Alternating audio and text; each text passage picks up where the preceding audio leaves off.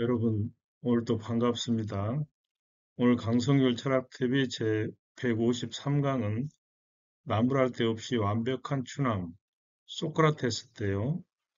이 앞선 시간들에서 공자, 석가모니, 예수까지 살펴봤고, 오늘은 세계 4대 성인 중에 마지막으로 소크라테스를 살펴보도록 하겠습니다. 소크라테스의 얼굴이고, 배가 나온 몸의 모습입니다. 오늘 강의 순서를 먼저 말씀드리자면 소크라테스에 대한 개요를 먼저 말씀드리고 소크라테스는 사실 철학자로서보다도 추남으로 더 일찍 알려진 인물이다. 완벽한 추남이다. 또 못생긴 데다가 가난했다는 거죠. 소크라테스 안에 그 크산티페 이야기. 그런데 소크라테스의 아내가 둘이었다는 그런 이야기가 있습니다. 또 크산티페는 악체가 아니었다는 설도 있고 못생겼다고 놀리는 사람들을 소크라테스는 해악으로 받아쳤습니다. 소크라테스 시체만은 건강했는데 소크라테스는 사람의 외모보다 내면이 더 중요하다 이런 이야기를 자주 했습니다. 먼저 소크라테스는 그리스 아테네에서 태어났고 아버지는 조각가였고 어머니는 산파였습니다. 세계 4대 성인 가운데 한 사람이고 40대 때 소크라테스는 아테네 등에다 이런 별명으로 불렸는데요. 등에라고 하는 곤충은 벌처럼 생겼는데 톡톡 쏘는 성질이 있다고 합니다. 그래서 미스터 쓴소리라는 얘기인데요. 이러한 별명이 붙을 정도로 유명했습니다. 그의 유명한 제자 플라톤은 좋은 집안 출신의 미남이었죠. 스승과는 좀 대조적입니다만은 어쨌거나 소크라테스는 아테네 법정에서 사형 선고를 받고 감옥에서 독배를 마시고 죽었습니다. 자, 소크라테스는 추남으로 더 일찍 알려졌다 그런 얘기인데요. 고대 그리스의 이상적인 미화는 거리가 아주 독특하고 못생긴 외모로 어린 시절부터 장안의 화제였습니다. 소크라테스는 철학자로서보다 먼저 추남으로 널리 알려져 있었는데 독일의 실존주의 철학자 니체는 소크라테스는 얼굴 그 자체로서 이의적이다. 말하자면 얼굴 자체가 도발이라 그런 뜻이죠. 플라톤의 대화편에 보면 완벽한 추남 소크라테스의 모습이 그려져 있는데요. 얼굴은 크고 둥근 데다 이마는 벗어졌고 대머리였단 얘기죠. 눈은 개구리처럼 툭 붉어져 나와서 옆으로 시선을 돌리면 개처럼 앞뿐만 아니라 옆도 볼 수 있었다는 얘기입니다. 코는 들창코이거나 주저앉아서 뭉툭했는데 입술은 또 두툼하고 플렉시, 두툼하고 살이 쪘다 그런 얘기죠. 키는 땅땅하게 있고 배는 붉어져서 올챙이 배 같았고 걸음걸이는 오리처럼 뒤뚱거렸습니다. 여기에 몹시 거친 피부까지 완벽에 가까운 추남이었다. 그래서 소크라테스의 전반적인 이미지는 마치 그리스 신화에 나오는 반인 반수, 반은 인간이고 반은 짐승인 괴물인 사티로스와 닮았다. 그런 얘기입니다. 특히 그 여자들을 많이 쫓아다녔다고 하는 괴물입니다. 못생긴 데다 또 가난하기까지 했습니다. 당시 그리스 아테네에서는 외모 지상주의가 팽배했는데요. 미남은 성격도 좋다. 이런 얘기를 진지하게 믿었던 시대입니다. 심지어 고발되어 잡혀온 창녀가 아름답다는 이유로 무죄 방면까지 했는데 이러한 분위기에서 소크라테스가 너무 못생겼기 때문에 아테네 시민들의 투표로 사형을 받게 된 것은 바로 그 못생긴 것이 아마 혐오감을 주었지 않은가 이런 설도 있을 정도입니다. 소크라테스는 아테네에서 못생긴 기로 5손가락 안에 꼽혔는데요. 거기에 또 물질적으로도 가난해서 옷은 한 벌로 1년을 버티고 신발은 아예 신지도 않고 그래서 맨발로 등장한 경우가 많았습니다.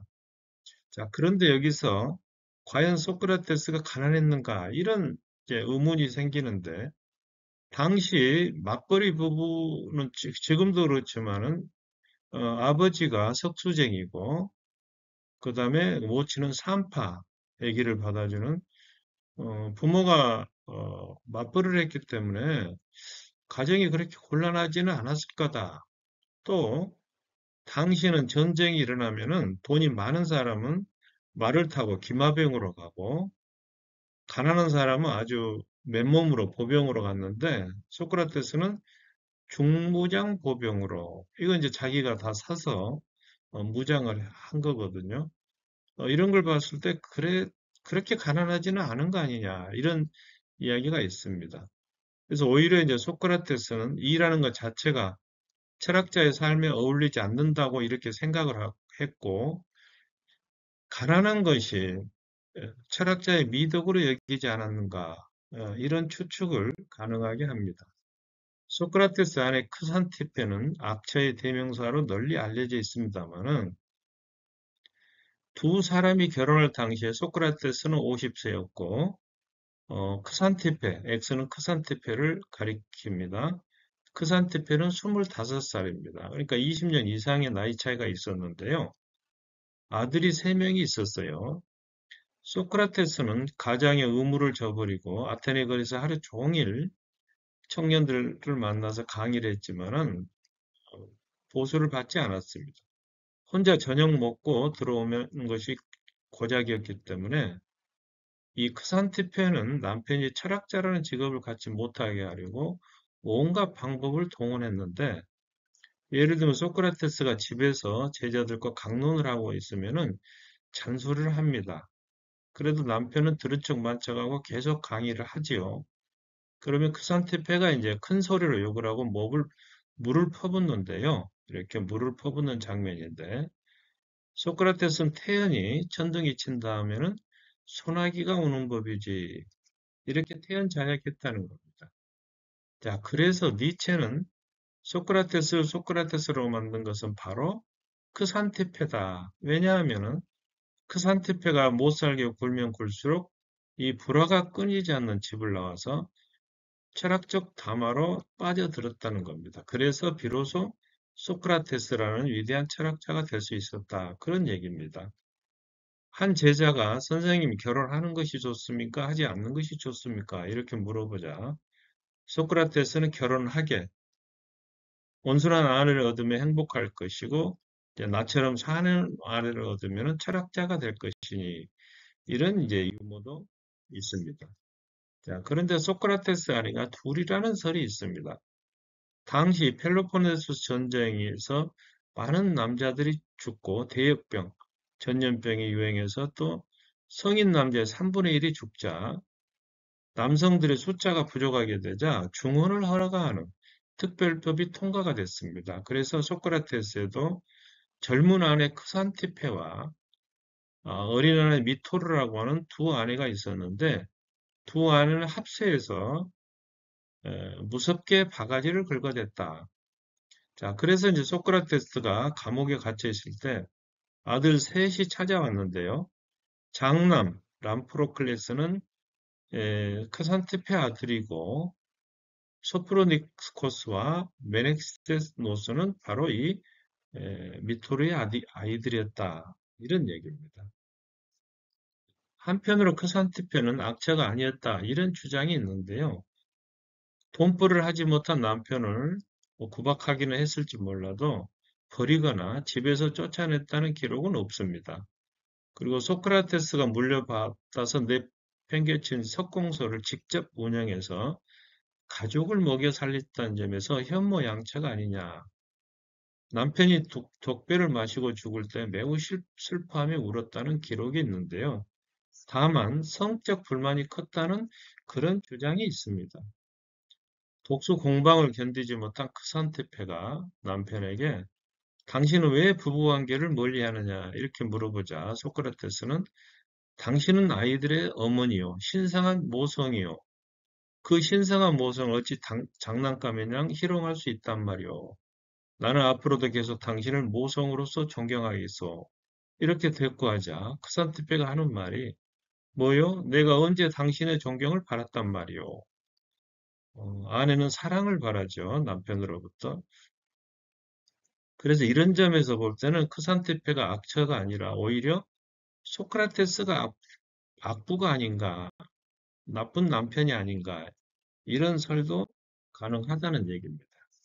자, 어쨌거나 소크라테스는 외모에 대한 조롱을 해악으로 바꿨다고 말씀드렸습니다만은 매우 독특한 소크라테스의 생김새는 어렸을 때부터 사람들의 관심을 끌기에 충분했고, 다만 그는 주위 사람들이 아무리 놀려대도 밝고 건강하기만 했습니다. 심지어 자신의 용모에 대한 사람들의 평을 우스갯소리로 바꿔놓기도 했는데요. 내 눈은 툭 튀어나와서 사방을 잘 볼 수 있으며 뭉툭한 코가 길고 똑바른 코보다 냄새를 더 잘 맡는다. 이런 주장을 했습니다. 물론 이건 과학적으로 뭐 근거는 없죠. 소크라테스는 못생겼지만 몸만은 건강했다고 합니다. 그리고 실제로 체조를 열심히 해서 신체를 갖고 나갔는데 그 결과 추위나 더위에 대단한 인내력을 발휘했고 플라톤이 회고한 바에 따르면 밤새워 술을 마시고도 끄떡이 없었다. 그래서 이러한 소크라테스의 신체적 강인함이 정신적 내공으로 연결돼서 마지막 사형의 자리에서도 의연한 자세를 유지할 수 있었지 않은가. 이런 추측을 가능하게 합니다. 여기는 술 주정권의 망토라고 해서 유럽에서 난동을 부르는 주정권을 나무 술통에 넣고 팔다리와 이렇게 머리만 밖으로 내밀 채 이제 동네를 행진하도록 하면은 사람들은 야유를 퍼붓고 아이들은 죽은 고양이나 썩은 음식물을 던지면서 경멸했다고 합니다. 자, 소크라테스는 외모보다 내면이 중요하다고 믿었는데요. 소크라테스는 자기의 외모를 가꾸는 데는 거의 신경 쓰지 않았고 사시사철 같은 옷을 입고 맨발로 다녔다고 합니다. 이 앞에서도 말씀드렸습니다만은 이러한 외모에도 불구하고 그의 지성과 인품은 당대 사람들에게 큰 존경을 받았고 오히려 소크라테스의 외모는 내면의 가치를 강조하는 그의 철학을 더욱 부각시키는 역할을 했을 거다. 여기는 당시 고대 그리스의 보통의 남자들의 복장이고 여기는 거리를 다니는 소크라테스의 모습입니다. 소크라테스는 이런 말을 했습니다. 술을 마시든 노래를 하든 대화를 나누든 그런 행위들 중에 그 자체로 아름다운 것은 하나도 없다네. 오직 그런 행위들을 우리가 어떤 식으로 행하느냐에 따라서 그 행위들은 아름답거나 추한 것이 된다네. 아름답고 올바르게 행동하면 아름다운 행위가 되고 올바르게 행하지 않으면 추한 행위가 되는 것이 이렇게 말을 했다고 합니다. 오늘 강의를 정리해 드리자면 소크라테스는 4대 성인 가운데 한 사람으로서 다만 완벽한 추남이었다. 악체의 대명사 크산테페 이야기, 소크라테스 아내가 둘이었다는 이야기. 그런데 크산테페가 악체라기보다 오히려 소크라테스가 악부였지 않은가 이런 설도 있다는 거. 소크라테스는 자기의 용모에 대한 주변 사람들의 조롱을 해악으로 바꾸어 놓은 철학자였고 신체만은 건강했는데 이것이 아마 정신적인 내공으로 연결되었지 않은가. 또 소크라테스는 외모보다 내면이 중요하다는 것을 늘 강조했습니다. 오늘 영상이 좋으셨다면 구독과 좋아요 눌러주시고 강성길 문학TV도 많이 시청해 주시면 고맙겠습니다. 여러분 감사합니다.